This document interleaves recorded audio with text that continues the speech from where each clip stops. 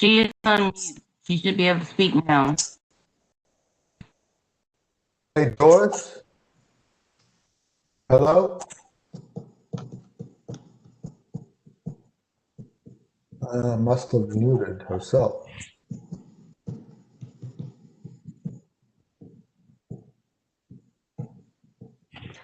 Caitlin, can you call Doris Yes, I can try. and let her know that she might have punched the mute button on her end on her keyboard?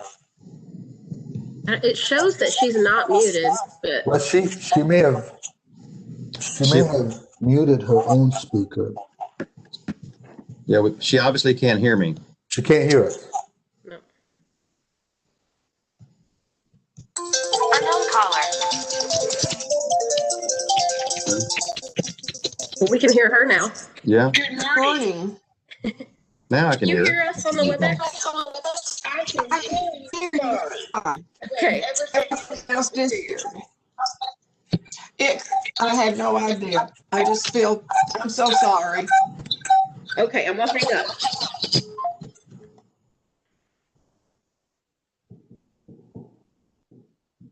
Kenya, can you pass me the ball back so I can share my agenda again? Doris, can you hear us?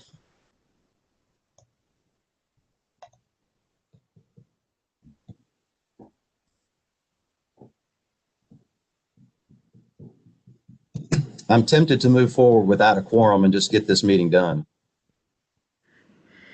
We can do information only because we don't have any voting. We're not voting on anything.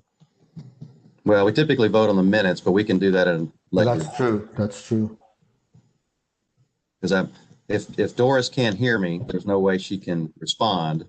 Sharon's on the line. Paula, I don't know if you can hear me yet. Yes, I can hear you. I'm having problems with my audio and with my video, but I got the audio working. Okay, great. Well, it sounds like we have a quorum then. Paula, Sharon, and myself, and Doris Ann is on, but can't hear us. So I'm going to read this statement from Metro Legal. Let's see. Read this. It's the opinion of the chair and staff that the items on today's agenda constitute essential business of this body and that holding this meeting electronically is necessary to protect the health, safety, and welfare of Tennesseans in light of the COVID-19 outbreak. Are there any objections? Seeing none, the meeting is being recorded. So when you speak, if you'll please announce your name before you speak, so that we have it for the record. Let's see if there's anything else I'm missing. Josh, is there anything else I need to say or do? No, sir, Chris, that's it. Okay. All right. I'm going to call the meeting to order. We do have a quorum, and I will take a motion to approve the agenda. This is Sharon. I move approval of the agenda as presented. Thank you, Sharon. Is there a second? This is Paula, and I second. Thank you, Paula. All those in favor say aye. Aye. Aye. We'll move on to considering the minutes of our last meeting, September 9th. If you've had a chance to review the minutes of September 9th, which were sent out in advance, I'll take a motion to approve. This is Paula, make a motion to approve. Is there a second? This is Sharon. I second. Thanks, Sharon. Any discussion about the minutes of our last meeting on September 9th? If not, all those in favor say aye. Aye. Opposed? All right, let's move to the next item. Hi, Ms. Doris. Oh dear. I have entered many of these verification codes because it keeps saying that my email address does not match any of the panelists' email addresses as specified by the event host. And we had that straightened out for about 30 seconds there. And now we're back to square one, I guess. I've entered my first. See you and hear you. Wow, I can't see you or hear you. Okay.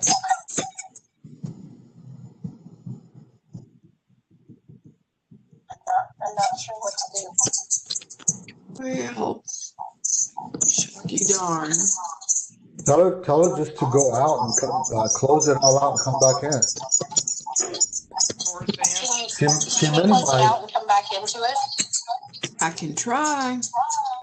Roseanne, see if you can touch your. Good heavens. Now then, I think I can see Chris now. Hey, Doris. We can You hear her sweet now. person. We're Merry set just fine. Christmas. And we can hear you. Body and I can see Chris. And we can hear you. We can hear you, so it's all good. I'm gonna stay off for heaven's sake. I'm gonna stay right here and not move. Good idea. All right. Okay, we've got. Here is your ignorant child. Let's move right along here. We can't stay here all day. Okay, we have the minutes approved for our last meeting, September 9th. Caitlin, if you have control, if you could go back to the agenda.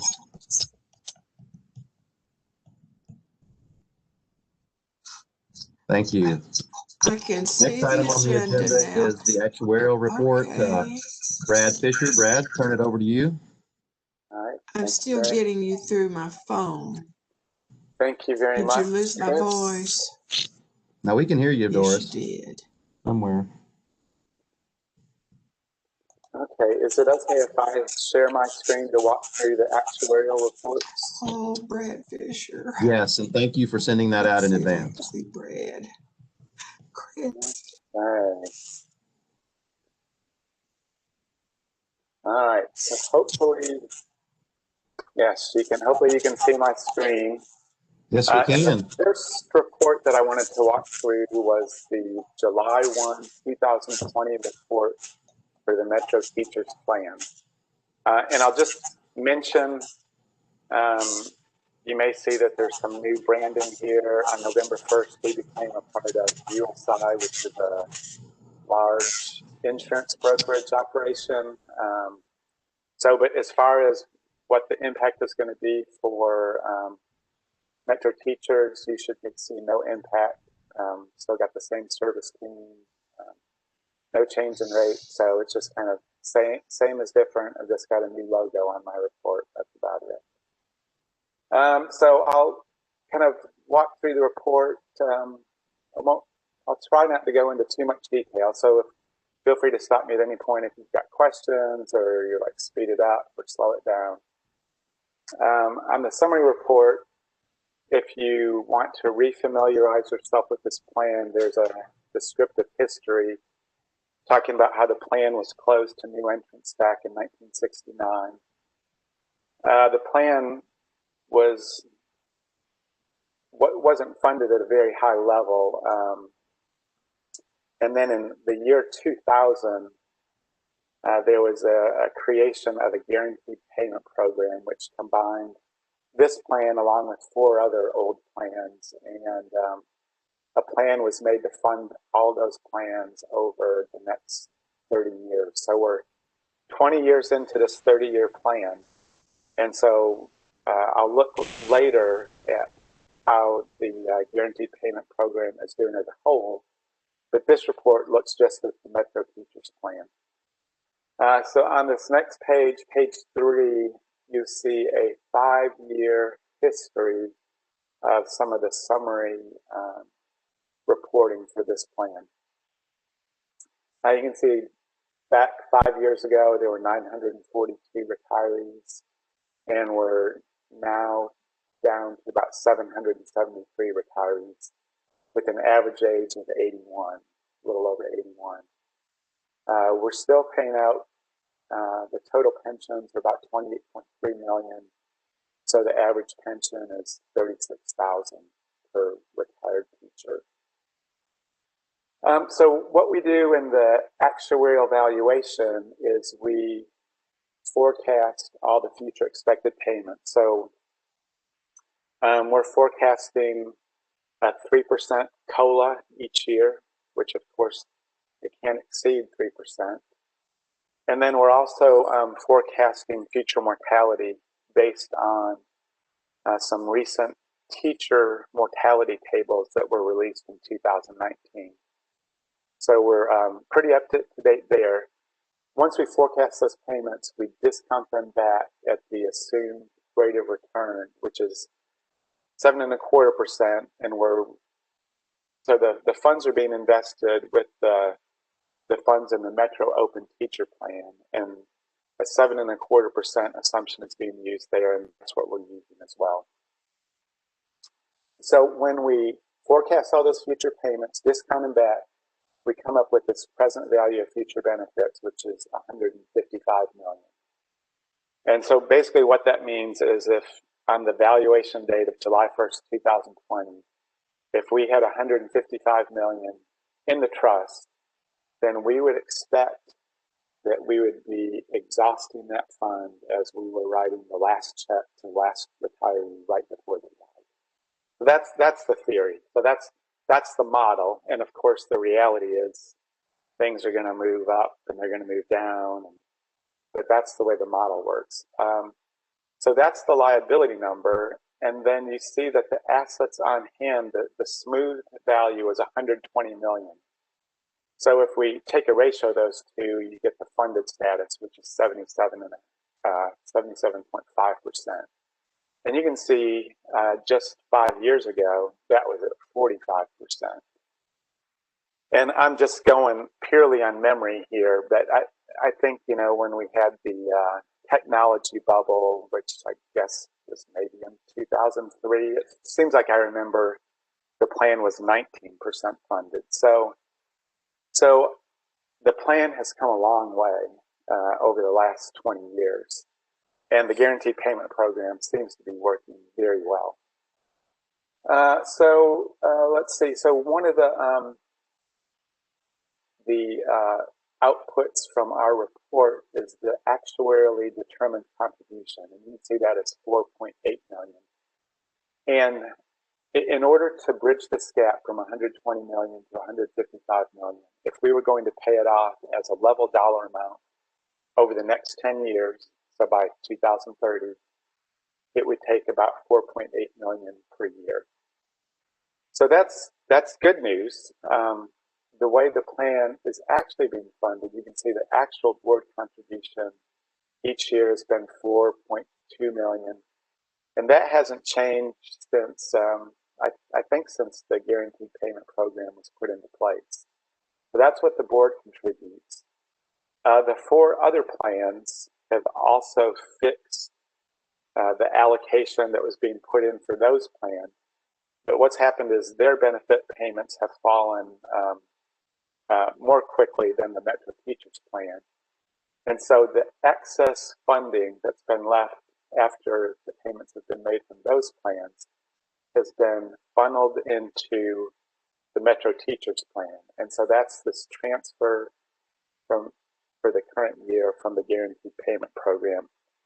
And so you can see last year that was a little over 20 million. And 5 years ago it was 17 million. So you can see if we've got a gap of about 35 million, the board's going to put in 4 million. And if the transfer next year is around 20 million, well, that's $24 million towards that gap. So we are rapidly closing this gap in the Metro Teacher Plan.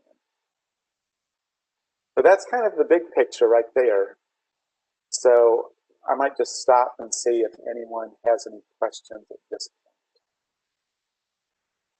point. Hey, Brad, this is Chris Henson. The retired participants, the 773, does that include beneficiaries or is that just retirees? That includes beneficiaries as well. And I'm not sure what the number is of how many of those are actually beneficiaries, but. Hey, Brad, David Hines. Hey, David. Yeah, question on the GPP. I've been listening in on Metro Study and Formulating Group, and I know they took a look at the GPP. I think there was some discussion that within about the next 3 years, Metro would not have to fund it anymore, that at one point it will have, it would no longer need any additional funds from Metro. Right, that's the expectation, and we'll after we get through this report, I've got the most recent GPP report, and I'll kind of walk through that. But yeah, that's about right. That probably it's about 3 years out is kind of the latest projection. Right, and I know they had some discussion about wanting to see if they can't re-amortize. I can't even speak to spread out that debt over a 10-year period and reduce the payment needed right now to give some budget release. But that was not an issue. The way that could not be done the way that program was set up. Yeah, I know there had been some talk about it, and I didn't know exactly how it had gotten resolved. Yeah, I think there's some legal limitations the way it was established where they cannot change it right now. Okay. I think that's about the third administration that's looked at this issue. Brad, it's Chris Henson again. Obviously, I'm very interested in if and when the school district's $4,285,000 contribution could stop. As we, I know that it's not imminent, but it sounds like it's not too far off where that's a possibility. We would just need to know that before we begin putting our budget together for the next fiscal year. Okay. Yeah, I think it's a few years out, and there's certainly, there can be some changes between now and that 3-year period, but it's kind of, that's about the time frame that we're looking at right now.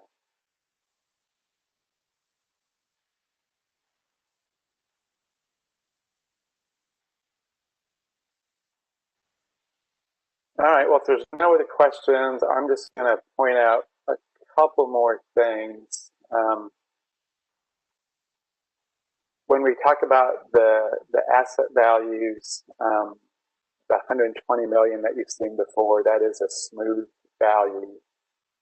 The market value on June 30 was 117 million. So that means that there were some additional losses relative to the expectation of a 7.25% return that haven't been smoothed in yet. So that's a little bit of a headwind, but I would expect that your plan assets have probably done really well since June 30. But so there's not a lot of smoothing. There's a little bit of smoothing going on, so I don't think that's a real big issue.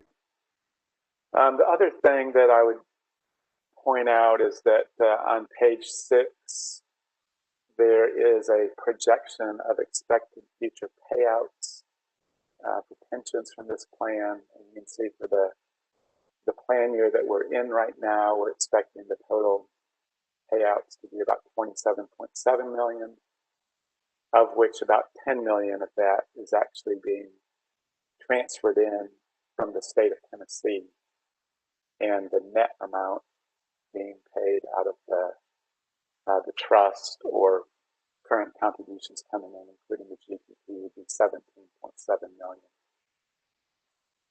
And you can see if you drop down, 10 years down to 2031, we're expecting those payments to be about $10 million lower. So we've already peaked, and we're kind of going down the mountain now, but we're. I think that's. Let's see. The one other thing I wanted to definitely show was kind of just a tabular presentation of the plan participants, including the beneficiaries. And so you can see the biggest cohort right now is in the late 70s, the 76 to 80 group. You've got 280 folks, and as time goes, it's probably going to shift, and the early 80s group will be the largest group. But that's how everything is laid out right now. And you still see that there are some people under 65 Those are most likely these are going to be beneficiaries that are receiving payments from the plan. All right, so that's everything I was going to share out of the Metro Teachers Plan, unless there's any other questions. And then after that, we'll move on to the GPP. Brad, just curious, do we know the oldest individual? It says 90 plus. Do we know what the oldest individual is? I don't know that. Okay. I don't know that off the top of my head. I mean, Anyone? Oh, go ahead. Well, go ahead. I was going to share something about another teacher plan I work on, but it's really not. It's not that relevant. So. Does anybody have any questions for Brad about the actuarial report?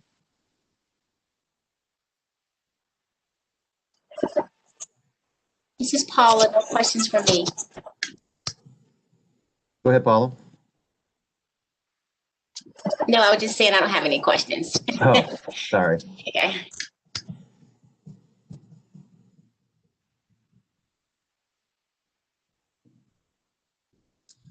Hearing no other questions. David Hines, do you have anything else? I do not. Thank you. All right. Thank you, Brad. Okay. Well, I'll switch over now to the guaranteed payment program. That's another attachment. And so, just as a reminder, on page 1, there are 5 plans that make up this guaranteed payment program. That's the Metro Teachers Plan that we've already reviewed the 2020 information on.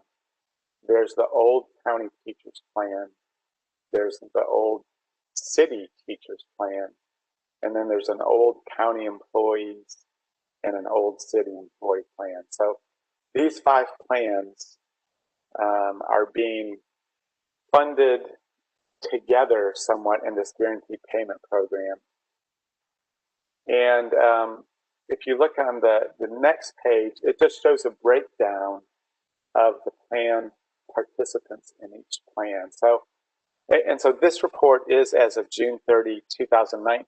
So the guaranteed payment program reporting always runs behind what we're doing with the Metro Teachers. So this is a year older, but it still gives you an idea of what's going on. So if I'm just going to focus on the 2019 column, looking at the retired participants here, there's 825 from the Metro Teachers Plan and a total of 1,369. So you can see that, roughly 2/3 of the participants in the GPP are in the Metro Teachers Plan.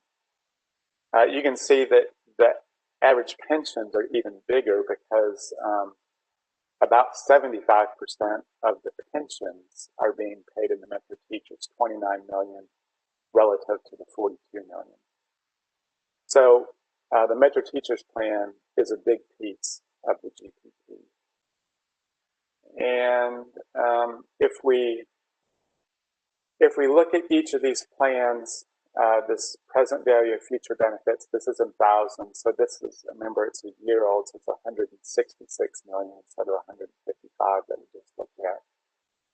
So 166 million out of the total of 229 million is for the Metro Teachers Plan. There's a little bit of assets in the County Teachers and City Teachers Plan, but most of the assets are just in the Metro Teachers Plan. The remaining liability is 57 million for the Metro Teachers Plan and 117 million for the GPP in its entirety. And the funding for the GPP plan it's kind of been this fixed amount of 33 million. So back when the GPP was put into place in the year 2000, Metro was putting in a total of 33 million was being put into these 5 plans, including the 4.2 million from the school board, and then the other 29 million from Metro that was being funded for the payments in the other 4 plans. So that amount has been held constant. So in order to amortize that 117 million, and if we're putting in 33 million a year, it would take another 4 years. So this was, again, this was as of June 30, 2019. So the most recent reporting indicates that by about June 30 of 2023, that if things go in the model as they have, then we would expect the GPP funding to be completed then. So that's the most likely time at the end of the 2023 fiscal year that the school board contribution would stop. And of course, and the thing is, as the closer you get to 100% funding, the greater the volatility impact of your of the asset performance can be. So if your assets underperform your expectation by 5%, that's going to be a much bigger impact than back in 2000 when the plan was only 19% funded. So that's something that we'll watch out for. But so things are on track. It looks like the plan should be funded well before 2030. Looks like it should be about 2023. That's definitely subject to change based on actual performance. Primarily, it's going to be on the asset side. I mean, you definitely can get some changes with respect to mortality. Probably, the second biggest source I would say would probably really be the inflation and whether the COLAs are as high as we're estimating.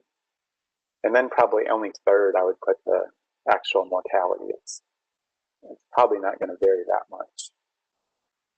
So things are on track. So here's this page 5 has some more specific detail about each individual plan. But the last slide I'll share is just this graphical representation on page 6 of these are expected future payments for the GPP. And this, the royal blue, you can see that's the Metro Teachers, and that is the net liability. So we've already factored out the state funding that's coming in. This is just the net amount that's being provided by the school board and Metro government. And so you can see how that over time goes down. And you also, it's obvious here that the Metro Teachers plan is the really big piece of the GPP. And this red line shows that originally the funding of 33 million would have continued out to the year 2030. And the dashed line shows that based on projections, we're expecting that it should, that the liability should be covered by 2023. So, yeah, I think things are going really well. I would say that the GPP has worked every bit as good as it would have been hoped. And I think when we started, I think it was maybe projected to be finished by about 2027, and now we're projecting 2023. So it's performed a little bit better than even anticipated when it was put into place. So that's what I wanted to share about the GPP, but open for any questions that anyone might have. Does anyone have any questions for Brad?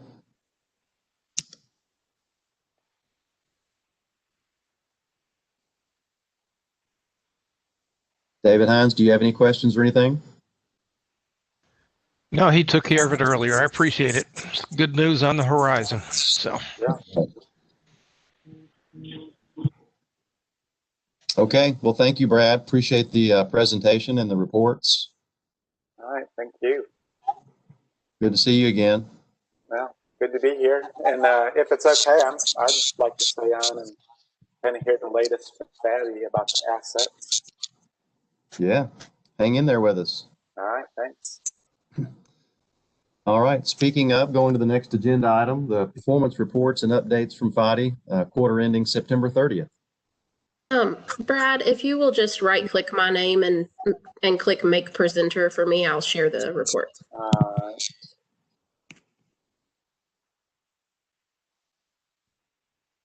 Brad, thank you for giving some credit to the asset performance for all this early funding in GP.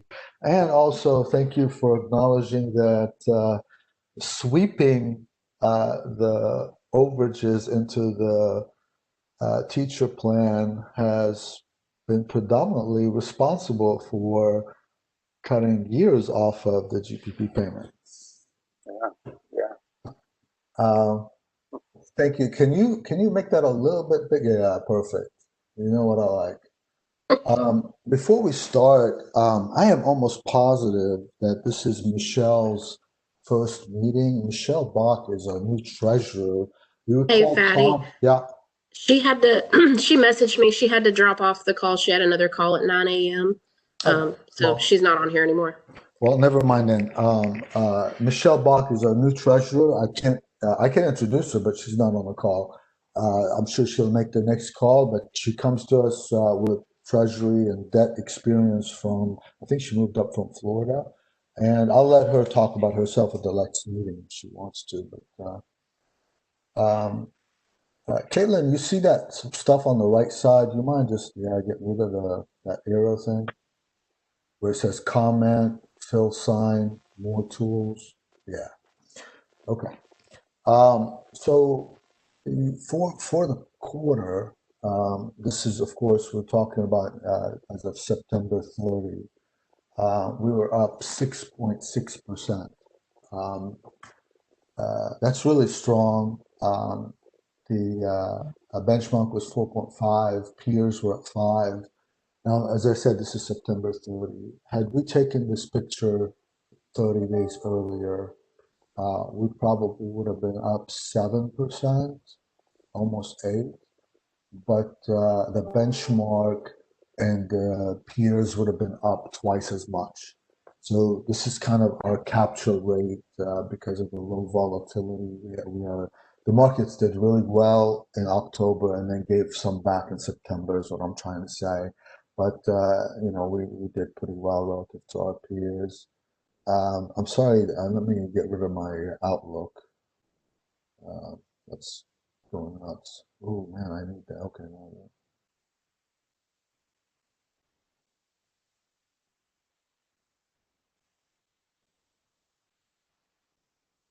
Okay, sorry about that.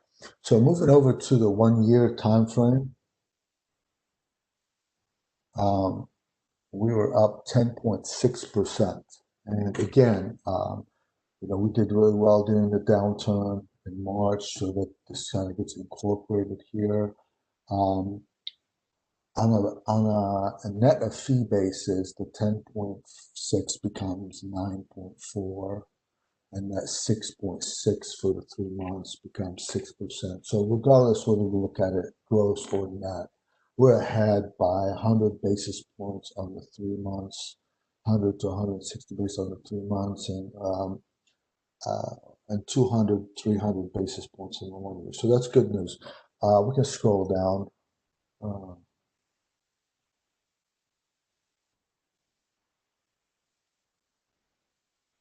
So again, this is our risk return kind of profile relative to peers. Looking on the left side, you can see that we're the green dot, and quite honestly, as I've said before, alternative assets only report returns monthly or quarterly, so that kind of tends to smooth your risk out a little bit.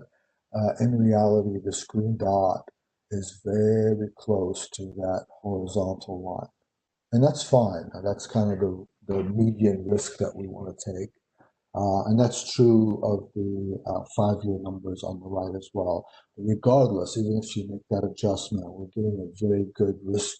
We're getting very good return for the risk that we're taking. Let me scroll down if you can.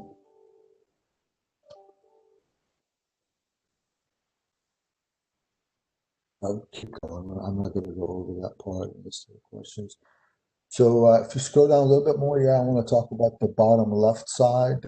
So we tweak our asset allocation I try not to do it too often, but lately it has happened almost every year just because we've just wanted to make some changes based on conditions.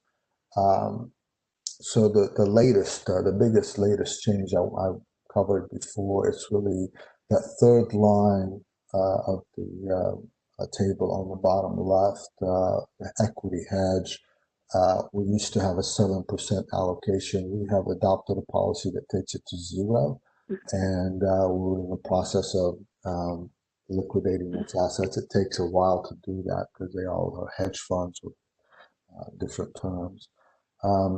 That's really the biggest change. The next biggest change would be that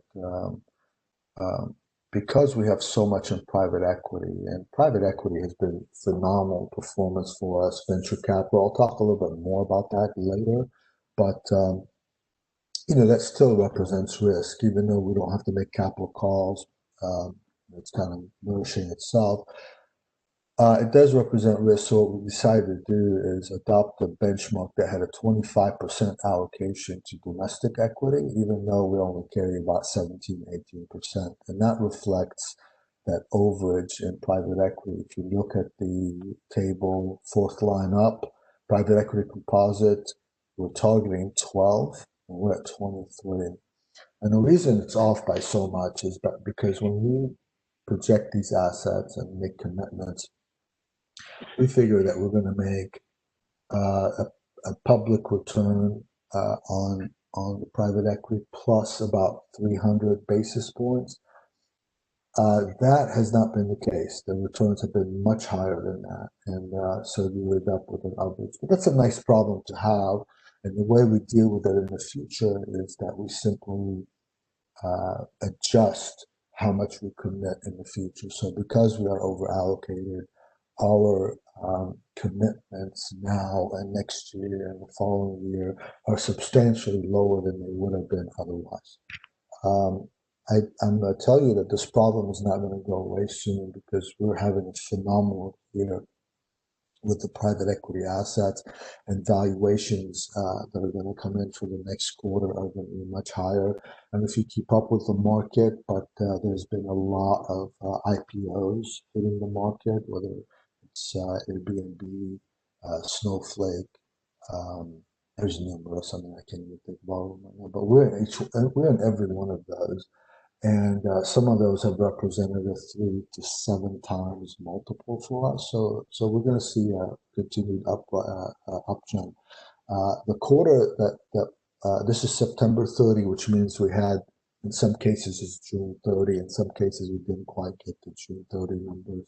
So we give us still March. But the funds that did report in the venture capital space were up between 20 and 50% just in one quarter.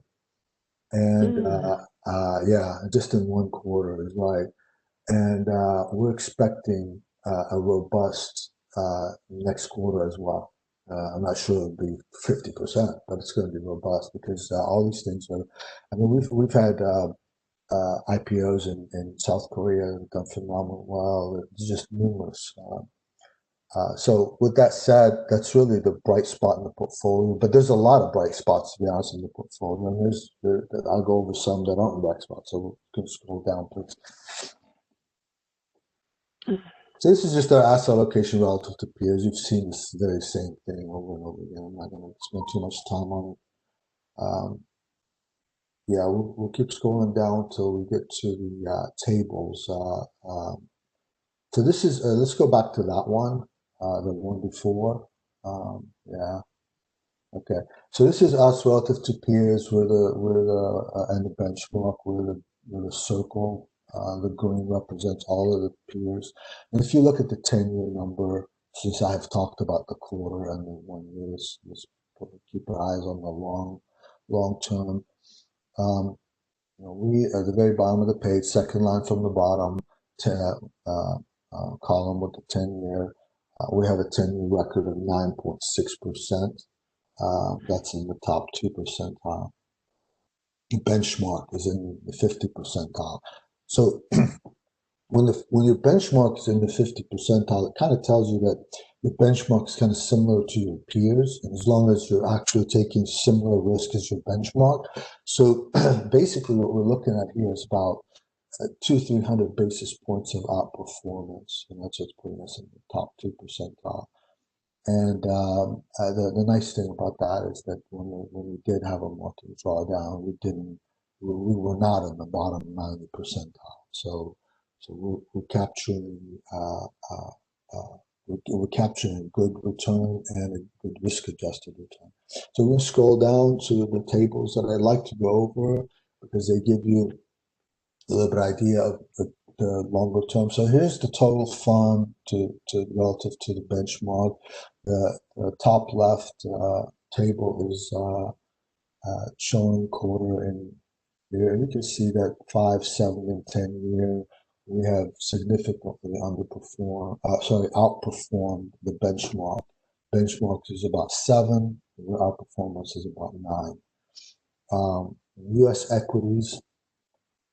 On the top right corner, I will draw your attention to the 1 year column.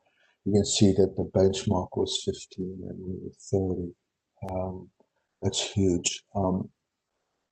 And this is a strategy predominantly responsible for this. It's a strategy that we adopted years ago that basically said that we're going to manage our S&P exposure relative to the risk in S&P, and as it is communicated to us by what's called the VIX. It's a volatility index that was actually coined by a professor at Vanderbilt University. And so what happens is instead of saying I want $300 million in S&P, no matter what the market is doing, and I'll take my hits, it says basically I'm not going to target a dollar amount in S&P. I'm going to target a certain amount of risk. And when the risk in the S&P goes up, I'm going to put less dollars in. When the risk is low, I'm going to put more dollars in within certain parameters. There's limit. And so what that did for us is, for the second time in the history of this plan, of this being in the plan, when March sold off severely, we were holding less and less of the S&P. And once we saw, and it's somewhat of an automated strategy, but there is also, it allows for human intervention. And so when we saw that most of the hedge funds that were in trouble had already liquidated and most of the forced selling had already been done, on March 24th, we decided to flip the strategy around and just go to index to the S&P, not show any bias towards up or down. And so we most of that performance came during the downturn, and we simply locked it in on March 24th. Had we not done that, we would have given up most of that because market tends to come back while the risk is high. So I know it's a long explanation, but I did not spend a lot of time last time talking about this. I want to make sure you guys understood what was going on. And that is where all this performance came from for that 1 year. Scrolling down, international has been okay. It hasn't been like we don't have any it's just basically guys outperforming slightly during the downturn and not as much during the market bounce back. The equity hedge, this is part of the portfolio we're getting rid of, and we have I think two of the probably the best 5 managers in this space that allocate to hedge funds and fund of fund. But quite frankly, when you adjust for risk and the net exposure, we were not getting anything for our money. We were simply getting a net return that was equal to our net exposure. Anything that they were doing for performance was really being eaten up by their fees, so we decided to end the program. Scrolling down to the next page. Fixed income, of course, struggled in March because we don't have, if you look at the 1 year, it's 4 over 7. But since then, we've done very well. We have very low duration portfolio, so we will do well in this kind of environment, but not when things sell off and people run for safety. these fixed income alternatives, this is credit, so it was challenged in March, and those valuations came in later, but they are bouncing back heavily right now. So next quarter, when you see the performance, you will see much better numbers here than what you're seeing on this table. Real asset composite on the bottom left. This continues to be a challenge, and part of the challenge that was in the fixed income alternatives table I just referenced is also related. We invested a lot. By a lot, I mean about $250 million out of a $3.5 billion plan. So it was below what the S&P exposure had to the energy sector, but we did invest in private energy. And with COVID, consumption of oil and gas in the United States has slowed quite a bit, and prices declined, and that has been very challenging for the space. So we're rethinking that whole space. We made some new allocations on the debt side, and we're probably not going to see us put more money into energy over the next through 2021. And I already talked to NBC. We'll just take some time later and reevaluate it, see what we got right, what we got wrong. Finally, the teacher private equity composite. This is where we benchmark this to the public market, and you can see if you look at the 1-year number, we're up 28%. The Russell 2000 trading. This is the Russell 2000 small cap. So it's basically flat for the year. So you outperform the public market by being private equity by 28% in 1 year. Over a 7-year period, you outperformed by roughly 12% annualized. That means every year for 7 years, you outperformed by 12%. That's why that number just keeps below that. So, numbers are usually not this good. So take it for what it is, and remember, it's probably not going to be this good again for a while. We'll probably see good numbers over the next quarter and probably into 2021. And then it'll be a new world. We'll see what that is at that point. But in the meantime, we are liquidating a lot of those assets and realizing those benefits. So it's not just, unlike stocks where you just ride the market up and down, these things are being sold actively and monetized, and that's where a lot of the value is coming from. So that's really all I have on the performance. I know this is long, but I think we cut it a little bit too short last time.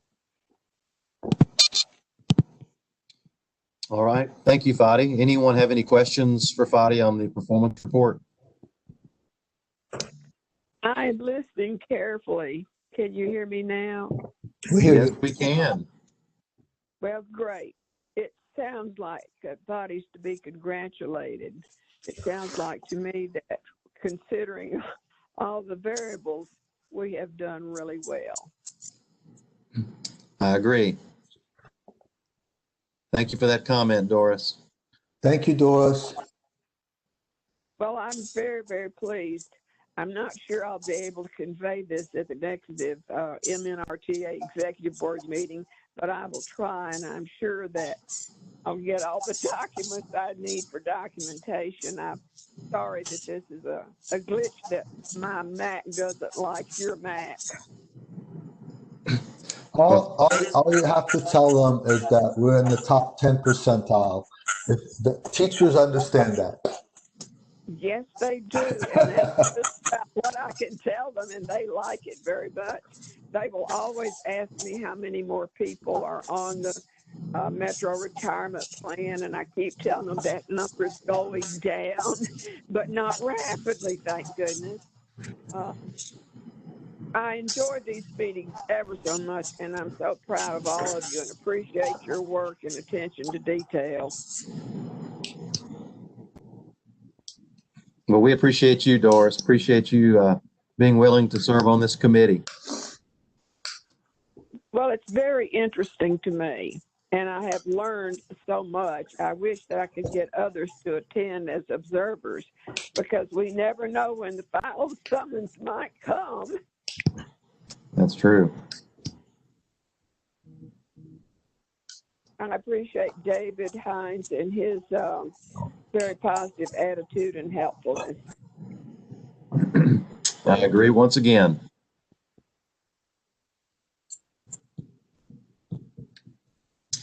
Anyone have any questions for Fadi on the performance report?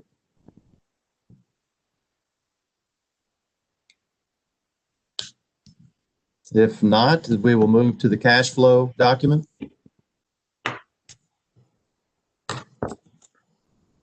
Okay, so you're used to seeing this by now, and Caitlin takes charge of getting some of these numbers from accounts, and she makes sure that the numbers are accurate because we're always having to check, but they've been doing a good job, so we haven't had any issues there.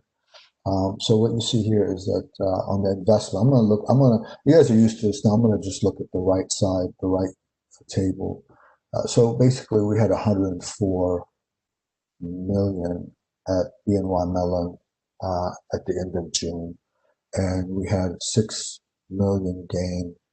As I said, the net return was 6%. So that's slightly more than 6%, but that's because the net return is measured monthly. This is just dollar number, but that's a good check. So we had 6 million in gain, bringing our investment assets at BNY Mellon at 111 million. That's a record at BNY Mellon. And then cash at Metro was 16 million. That's some of that GPP money that Brad was talking about earlier. So all net, we had 127 million in net assets, and that is another record.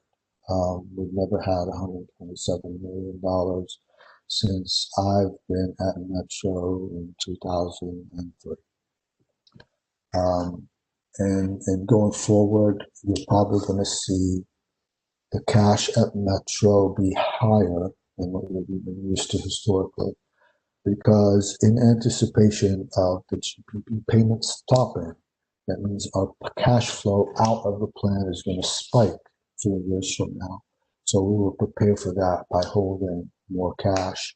We'll still transfer some of the money to the Metro pension plan, but the idea is, and I'll work on some numbers and see where I'm comfortable with, but the idea is that when that day comes, we would have quite a bit of cash here to ride out at least 2.5 years, roughly, of not having to withdraw money from the teacher invested asset.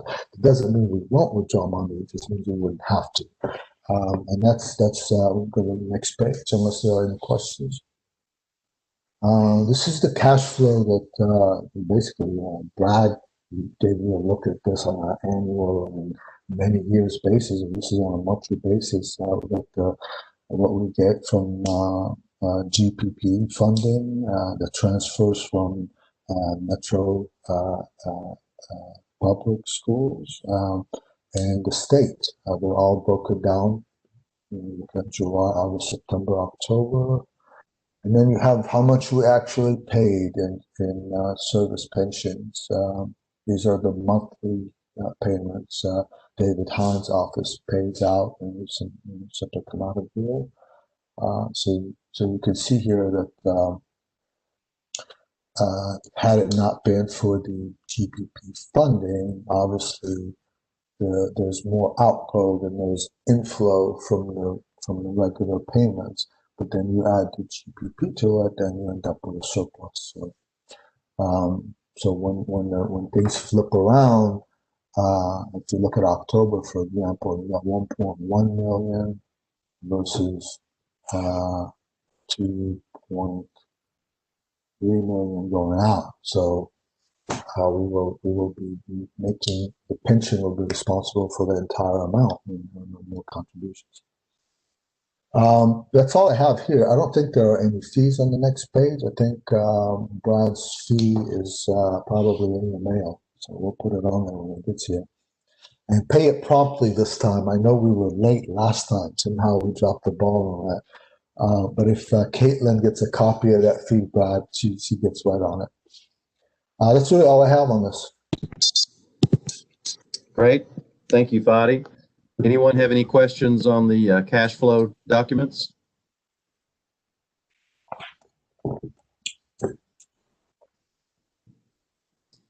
All right, hearing none, we will go to our proposed meeting dates for next year. I know that Caitlin sent this agenda out in advance. Hopefully you had an opportunity to look at these dates to see if you had any conflicts for our 4 quarterly meetings for 2021.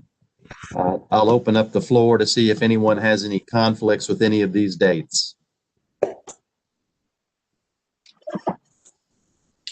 Because I have a question. This is Paula.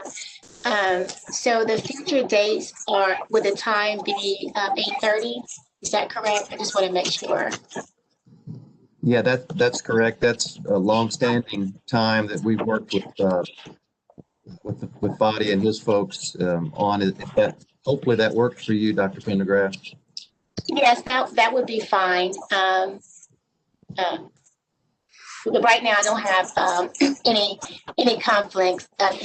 So it just, I guess, depends on, like, you know, the space we're in, whether we're in person or virtual. But I don't see a problem right now. Okay, great. So just so everybody knows, we didn't like pull these out of a hat. We just went with the dates that worked last year or this year. So for example, this is Wednesday. We picked the same Wednesday in 2021. It happens to be December 15th.